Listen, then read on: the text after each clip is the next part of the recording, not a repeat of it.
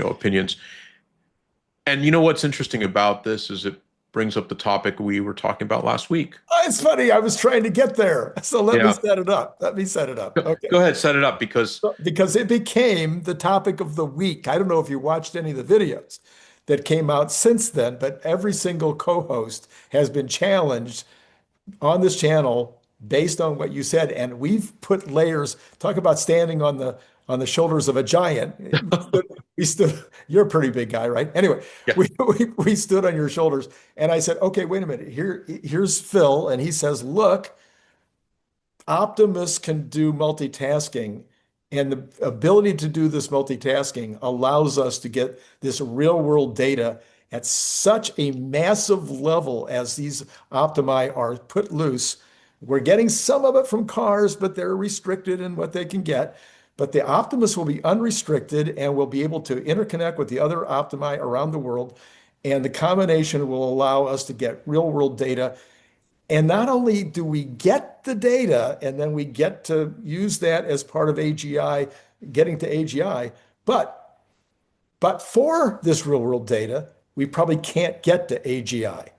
yeah, So that's kind of where you and I left it. yeah. It's and you encouraged, and I took the took it up as my second Optimus article that's will drop on Tuesday is about this subject matter. Okay. Yeah, so we can talk about that next week. But yeah, I mean, what to kind of color that a bit, what I was attempting to say, well, a lot of things, and we don't have time to go into it deeply, but what I was attempting to say is that like we as humans have a very limited sensor set. We produce data that is compressed through all these things we just discussed, whether it's bias or just whatever. And we create an intelligence on the other end, and that intelligence we call Anthropic or Chat GPT or Gemini or XAI. And we can ask it questions today that it'll give answers to that are just completely wrong, you Right. know, and Right. not just ideologically kind of wrong. I mean, like black and white wrong. Like, Mhm. and what I was attempting to say is that us humans are now capable of building tools that then can put data into that system to increase what is intelligence without a human in the loop effectively, and one of the tools that will be most important here will in fact be Optimus itself. So, there's a difference. When we build a tool, like if you think about it, let's say that we're going collecting some kind of environmental data. Mhm. Um, and we go out as a group of humans, 10 of us, and we have a little sensor and we write down a number. And, you know, we did it at this time of day because why did this person go to this hill and take that piece of day? Well, they were late. They had lunch with a friend and they were supposed to be there at noon, but they got there at 1. But they didn't want to say anything, so they wrote down 12 and then they wrote down the data point, and it's completely different than what would have really happened at the proper 12 o'clock hour. Okay. Right. And then, in the next layer would, okay, well, let's fix that problem. We'll dispatch a human built tool called a sensor. We'll put, fixed sensors in these locations and we'll take readings, blah, blah, blah. And what I'm trying to say, or what I am saying, is that something like Optimus is that next level tool. It both has, um, it has mobility, but it also has agency, and the fact that it can now, and it has this, aggregate or fleet effect that Right. we as humans can't. Our fleet effect Mhm. is an expression through writing something down and having other people read it, Right. and right, we're not hive-minded kind of society. We don't have any real-time hive minding, um, but Optimus does. Yes. So Optimus can observe something, not only can observe something, but it can enact its own experiment, and it can then transmit the result of that experiment to the fleet and Mhm. have the fleet come in line with that experiment. So, like, for example, if it says, I was just told to go do this, but I observed that if I did this, it caused this this outcome. I should observe that outcome. In other words, an experiment. Mhm. I can readily tell the fleet to do all this and collect that data. And now I can inject that into a new or like co-resident or new AI that truly gets us to a better artificial general intelligence, because we as humans think, well, that general intelligence is just the Turing test. It's just to get past the human filter of what is uh, is this thing a human or not? And can we ask it all these questions? And does it have the aggregate intelligence of all humans? Because it would, because it's an LLM, because it's taken in all this data. But that's not good enough, right? That's not even close to good enough. In fact, it may be 0.001% of all data that's formed our backbone of intelligence is just limited by all these things that limit humans' ability to do it. But the good news is, and what I point out in this article is that we as humans are pretty intelligent because we can build tools to take it to the next level. Right. Yeah, And that, we get superhuman from fire, from wheels, from pulleys. I mean, all of these yeah, tools right, created, right, all of these tools made us superhuman, right. gave us capabilities way beyond the human being. So as this developed during the week, there was a couple of things. One in particular, I think I'm not going to go into all of them, but I think the biggest one was, and I want to say, I can't remember who it was, so I'm not going to say and get it wrong. It might have been me.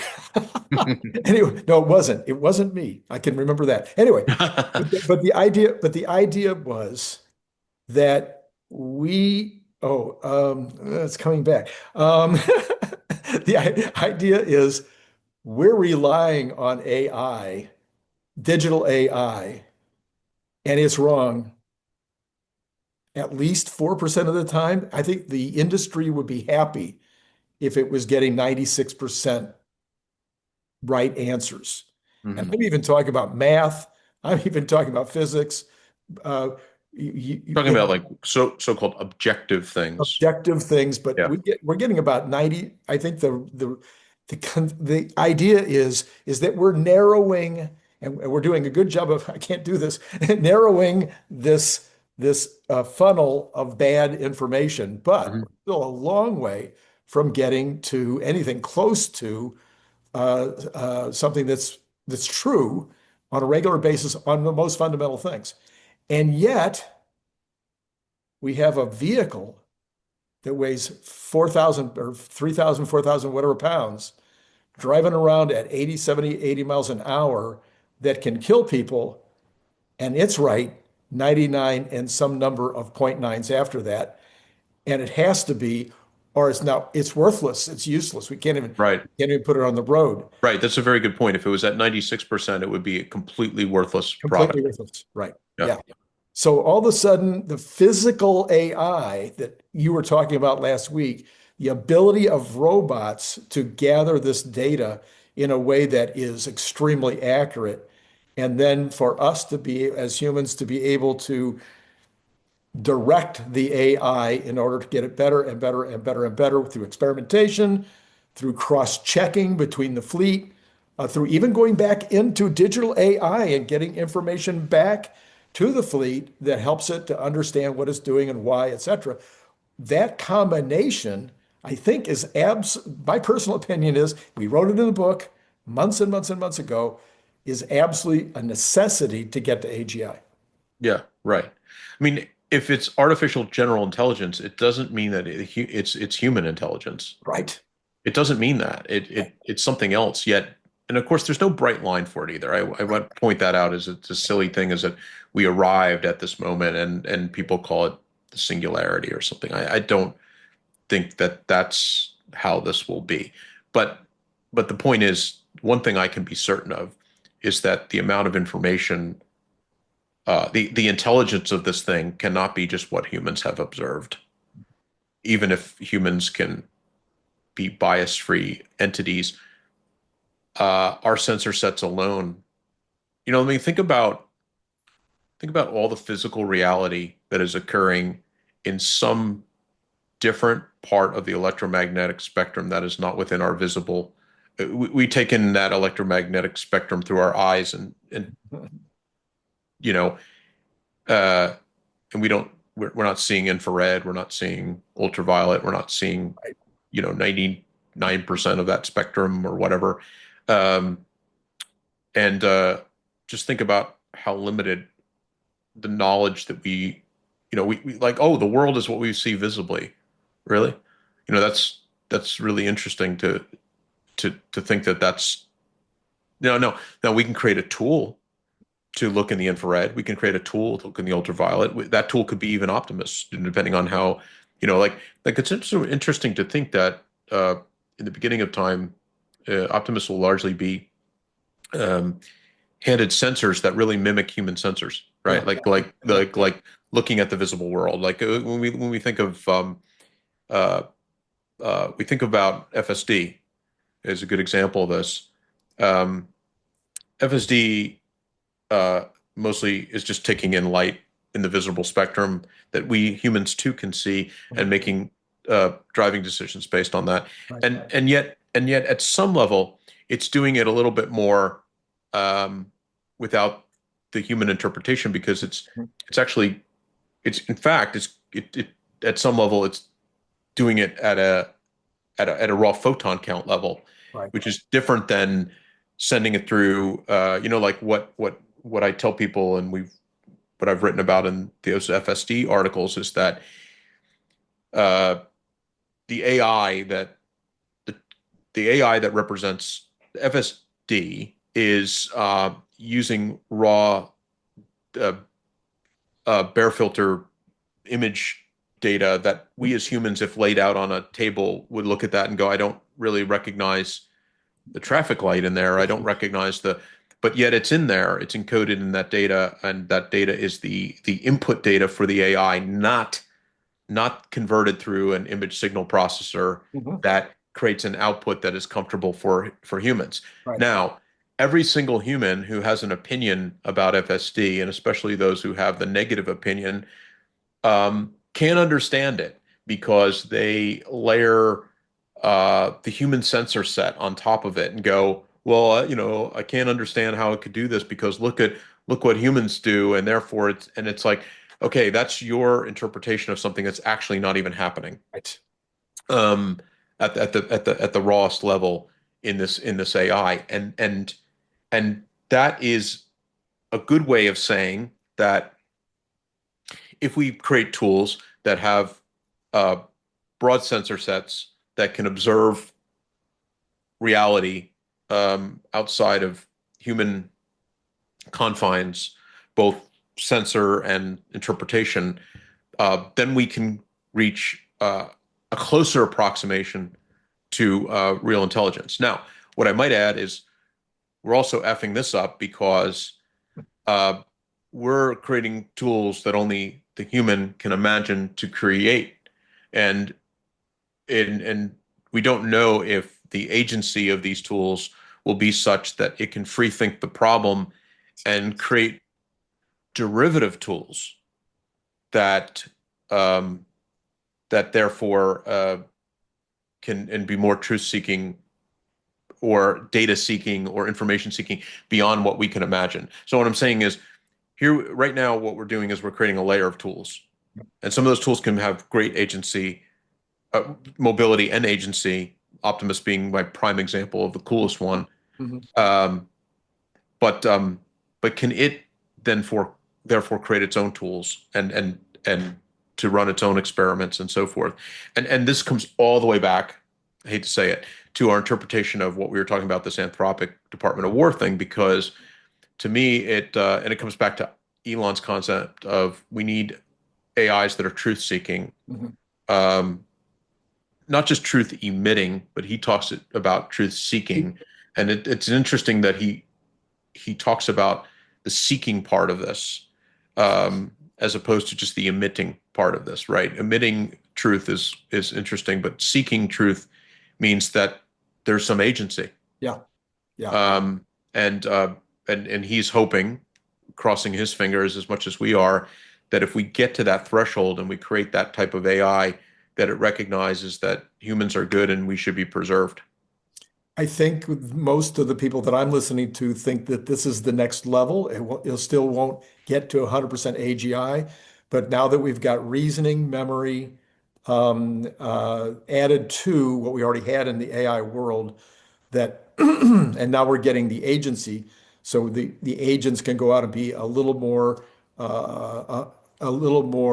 capable, I guess would be the right way to put it, and do more work. That when you combine all those together, we may get to a level which some people claim they are seeing, which is recursive, or where there's some kind of learning that's taking place within the system Mhm. that they can then use to become better. Yeah, that's what I mean by the tool creating the tool, Exactly. I effectively. thought Yeah, you did, but I wanted to say it a different way. yeah, So if we get recursive learning, that's the point. Some people have said that this is the reason why the first person to AGI, or the first person that has recursive learning in their computers, their frontier model, the first person that has that will win the entire day. If they can do, if it's regular, it can't be one time. Oh, I got a little recursive learning here. But if one of these systems starts to commonly learn from, improve, and then improve upon itself, that then it's all over for the other frontier models, because that system will just rapidly, um, you know, yeah, accumulate knowledge that the other systems. yeah, and yeah, and it gets. I mean, it gets both exciting and scary because Yeah, no kidding. it does lead to moments where we don't know we won't know necessarily until certain Right, things occur that these AIs have done this thing. And then this is why, look, this is why we're all concerned about this. I mean, like if we're being fair to Anthropic or any of these guys, I don't think the approach that anybody is taking here necessarily, like when I think about Anthropic as a company, whether I agree or disagree with their fundamental philosophies, I don't think that they're trying to they're not evil and they're not trying to right, be in a to create extinction event for humanity. They're just trying to save it in their very little limited way, which is what is causing the problem here because everybody has an interpretation of how they think these tools should behave. They're not um, they're complex and as I said, like one of the ways to remove the complexity is to not treat them as complex on one, like just treat them like a bullet Mhm. and say the Department of War gets to use a bullet in Anyway, a way that is lawful right. and that three branches of government hopefully got it right and the checks and balances are in place. Otherwise, all hope is lost anyway, right? Um, or our government gets taken out by another government to solve the problem. Mhm. Um, or we can let private enterprise suddenly, act like judge, jury, and godlike, and this is the problem that we find ourselves in, and why this topic is interesting in this era of tools. Right. All right. And by the way, there's a chapter, I actually wrote it in the book AI Rising, which talks about, I think, 17 different problems that we face Mhm. as AI becomes better and better. And we try in that chapter to Mhm. deal with not only the problem, but also to the extent that there is a solution, at least address potential solutions. Well, okay, that was deep. Now, does that set me up for another week of having to ask people what they, anyway? So, but truly, last week I called it breakthrough. In a couple of different headlines, I called what we discussed last Saturday morning breakthrough and Yeah, referred back to it all week long, which is not what I normally do. I'm usually referring to the thing that just took place, but I kept referring people back to that video, and I still refer you back. I will put okay, yeah, one more so you can see more of the detail of what got that conversation started, because I think it's important. So I'll put a card up for that as well. Phil, yeah. thank And you. I will be dropping a paper on On that Tuesday. Yeah. Tuesday. Yeah. All right. Next Saturday, we'll have something to talk about. Yeah. for sure. Okay. All right. Thank you, Phil, as always. And to all of you out there, it has been great talking to you.